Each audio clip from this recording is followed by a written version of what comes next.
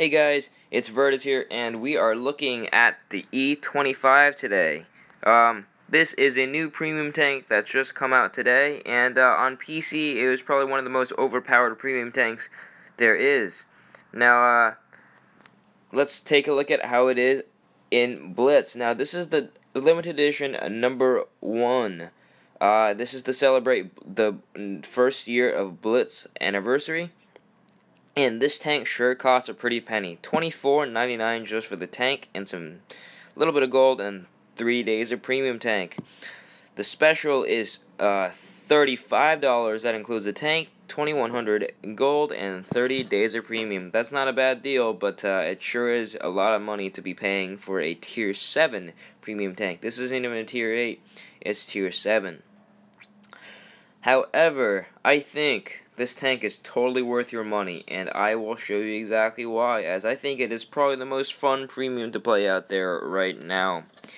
Now, one of the highlights of this tank is its speed. It is 65 kilometers per hour, and it doesn't even turn slow. It's 44 degrees a second. Now, let's look at how the Leopard stacks up against this. The Leopard has the same top speed of 65 kilometers per hour with 54 degrees of traverse speed. So that is slightly better than the E25, but the Leopard is at tier 10.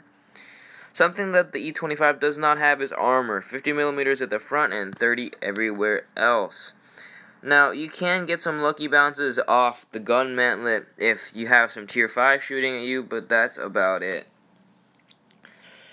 Now, this thing is extremely small, and what that means is that its camera rating is fantastic, and most of the time you will be able to shoot at heavy tanks without you getting spotted in return, and you don't even have to be in a bush for that to be happening, because the camo on this thing is just that good. Now, to showcase how small and hard to hit this little bugger is, we're going to compare it to a regular sized medium tank, like the M26 Pershing. So here's the Pershing, and here's the E25. Yeah, it's quite a bit smaller. Here's the Pershing again from the side. That's the E25. It's about half the size of a Pershing, which is kind of crazy. Or half the size, more than half the size of a Leopard, actually. Here's a Leopard. Here's the E25. Now, this goes just as fast as the Leopard, and you already know how hard of a target the Leopard is to hit going 65 kilometers per hour. Well, this is about to get 2 times harder to hit at 65 kilometers per hour because it's half as big. Now, this thing is just so much fun to drive around, and it's very, very troll, as you can park up against tanks like the KV5, the KV4, and they won't be able to shoot you, but you'll be able to shoot them back.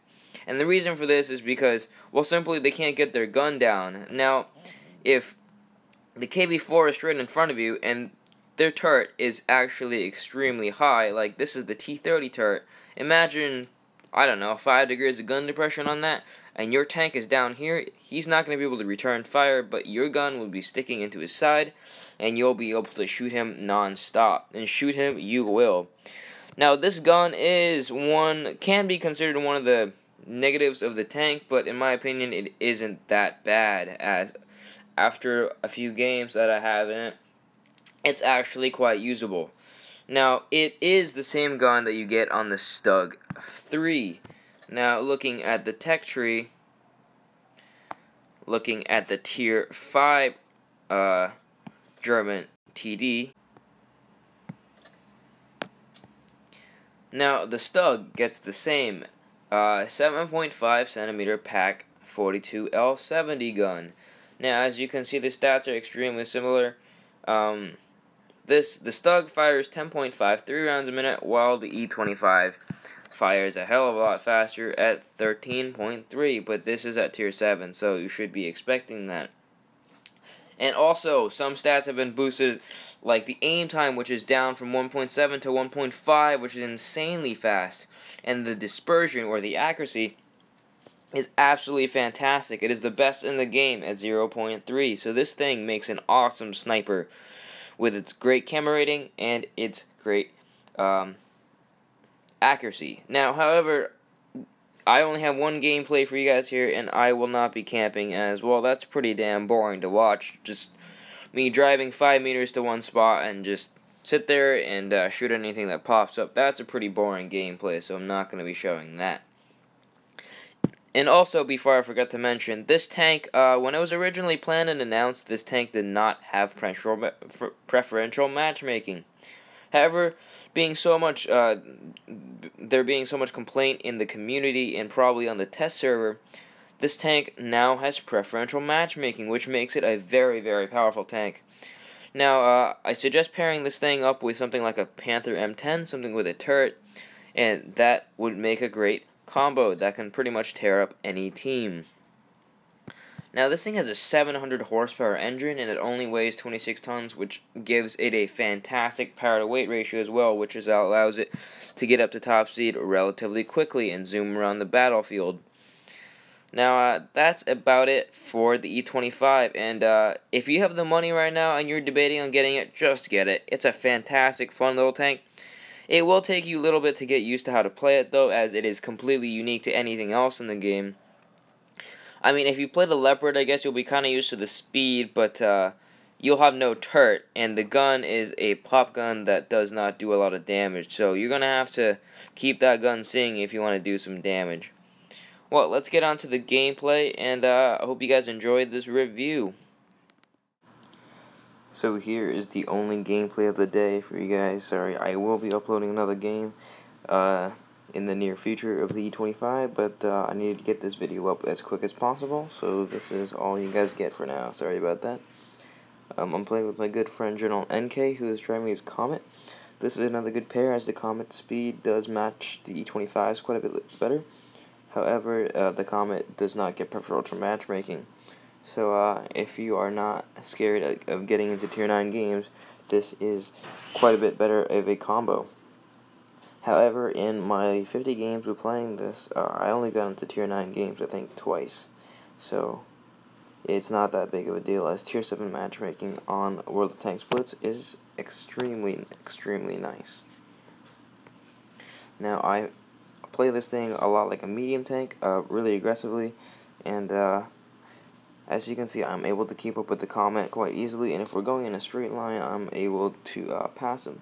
However, I do like to stay behind him, as he can be my eyes. Now, this is not how you play the E25. You don't go straight across the middle of the map, as all you'll do is get yourself killed without doing much. Now, as you can see, I am bouncing from shots from lower tiered guns. I think that was a Churchill 7 that I just bounced a couple of shots from. And, so this game is looking pretty good, as one of the top tier E25s is down, and this is more like the 0.3 accuracy. Look at that, 1.5 second aim time, and easily able to snapshot and hit the Comet. Now, this game is going pretty well. I thought about going after the VK that was flanking, but I thought my team could deal with him, and my good buddy does need some help on the flanks. Now, as I'm going around here, this T-20, I'm expecting his gun to be facing the other way, and that's exactly what happens.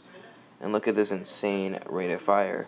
Oh, man. Okay, I'm able to get 2 shots off before he even turns around and starts aiming. He probably did not have 100% crew there, as he took so long to aim. And I think he was aiming for my hatch there, which didn't really make sense, as I guess a lot of players don't know that this armor, even though it looks sloped, there is only 50 millimeters, which is easily... Okay, thank you. Now, this game is pretty much over. I mean, we're winning 4-2, and I'm still pretty healthy. Now, this Churchill 7 has put himself in the wrong spot. What he should have done here is just backed off, but I put a tracking shot into him, and I retrack him, and I aim up to try to avoid this base armor so I can actually do some damage. Now, the Comet completely drives by, that's oblivious of my existence. I guess the Comet is just running and having a nice drive. Which is fine by me. There's 3 people, including me, who are rushing to try to get the kill on him, but unfortunately, with the lack of a turret, I'm not able to finish this guy off, as the Comet does put the killing blow into him.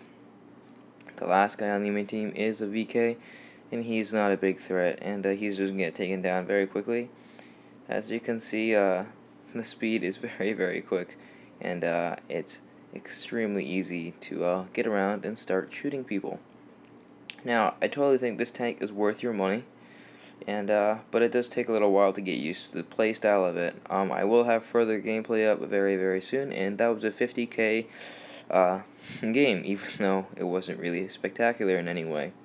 So I hope you guys enjoyed, and I have a really, really good gameplay coming up in the next video.